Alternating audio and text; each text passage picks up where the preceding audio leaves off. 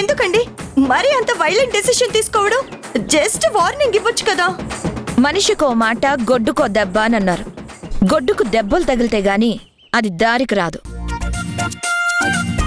అవునమ్మా, coating strong గా ఉంటేనే వాళ్ళ మైండ్ సెట్ అవుతుంది.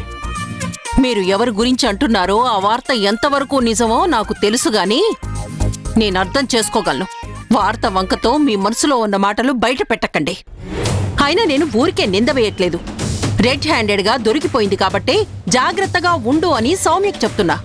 దానికి మీరేదో చిలువలు పలువలు అల్లి నన్నెలా దండించాలా అని ఆలోచించకండి.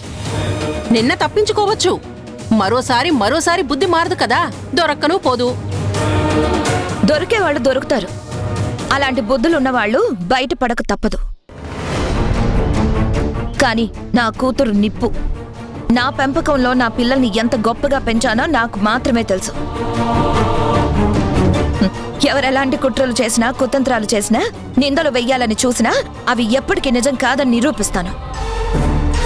నా కూతుర్ని నేను సపోర్ట్ చేయడం లేదు. దాని గురించి, దాని ప్రవర్తన గురించి, గుణగుణాల గురించి ఈ ఇంట్లో నీకు తప్ప అందరికీ తెలుసు. నా కూతురు ఏ విషయంగానో దానిలో అదే మొదలు పడుతూ ఉంది. ఎవరికి చెప్పకుండా మనసులో దాచుకుంటూ ఉంది. అది బయటపడనంతవరకే. ఎవరి నిష్ఠూరపు మాటలైనా విషయం అది బయటపడి చెప్పిన తర్వాత ఒక్కొక్కరికి కరెంటు షాకే. నా మౌనం నా ఓపికన్నంత వరకే. ఒక్కసారి తెగించాననుకో ఉగ్గుపాలు బయటికి కక్కిస్తా. ఎందుకిప్పుడు చిన్న విషయానికి మీరిద్దరు గొడవ పడతారు? వదిలేయండి.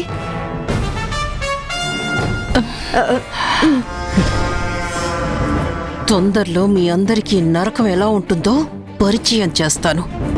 ఎవరికి ఎలాంటి షాక్ ట్రీట్మెంట్ ఇవ్వాలో నాకు బాగా తెలుసు. చిన్న మధు, ఇదిగో.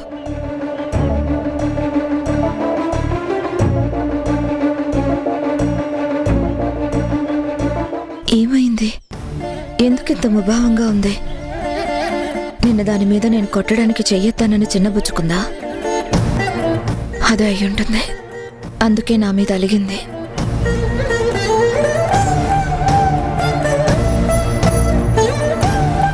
అమ్మా, కాలేజ్కి వెళ్తున్నా.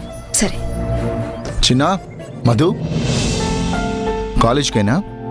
అవును. నేను కూడా అటే వెళ్తున్నాను. రండి, మిమ్మల్ని డ్రాప్ చేస్తాం. రండి, అందరం కలిసే వెళ్తాం. అక్క, కార్లో వెళ్తాం. కాలేజ్ దగ్గర డ్రాప్ చేస్తానంటున్నారు. వద్దులేరా, మనం రోజు వెళ్ళినట్టే వెళ్దాం పదా.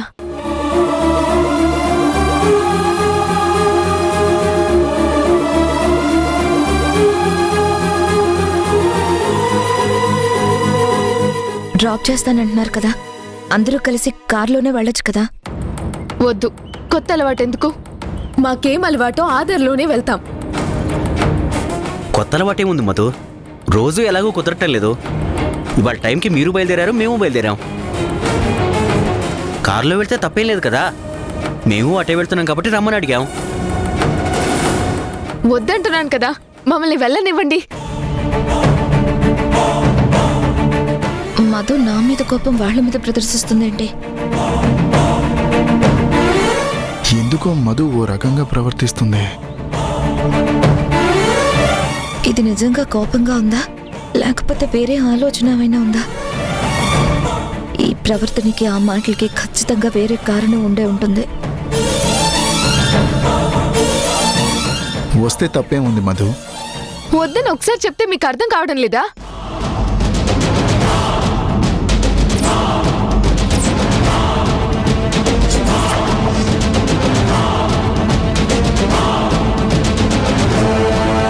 ఏమైంది మధు? ఇట్స్ ఓకే రా శివ. తనకి రావడం ఇష్టం లేదని చెప్పింది కదా, మనం వెళ్దాం పద. వాళ్ళని ఫోర్స్ చేయొద్దు.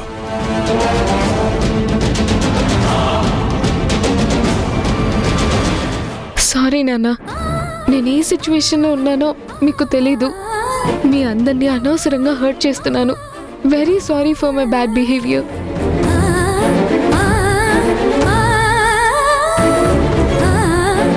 చిన్న పద.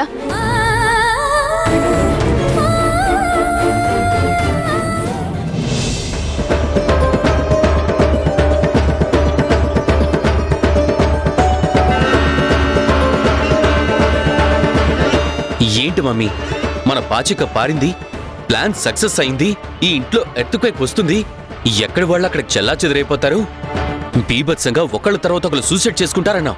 కానీ ఏది, అందరూ హ్యాపీగా వాళ్ళ పనులు వాళ్ళు చేసుకుంటూ వెళ్ళిపోతున్నారు.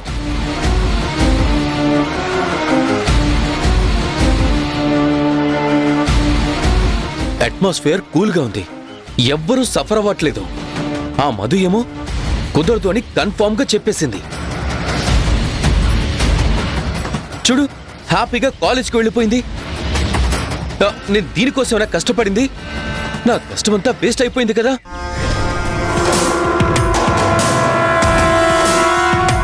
చక్రం తిప్పుతా చూస్తూ ఉండు, చక్రం తిప్పుతా చూస్తూ ఉండని. ఏంటి నువ్వు తిప్పిన చక్రం?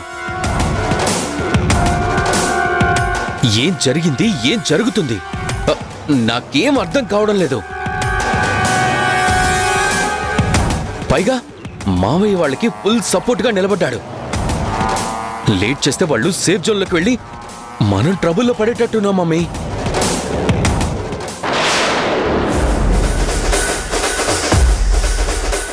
ఎందుకురా, ఎందుకు తొందర? ఇక్కడ మీ mummy full experienced criminal.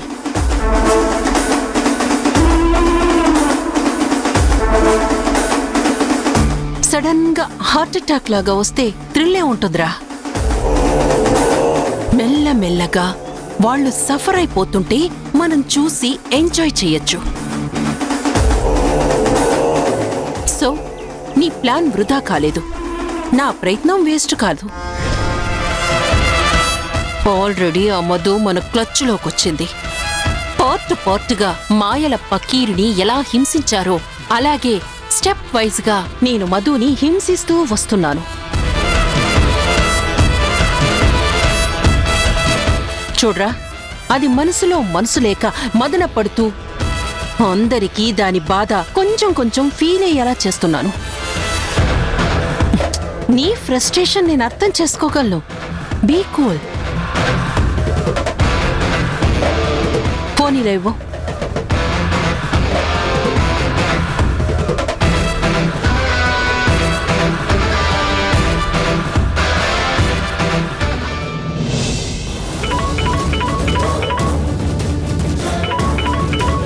Madhu phone మర్చిపోయినట్టుంది.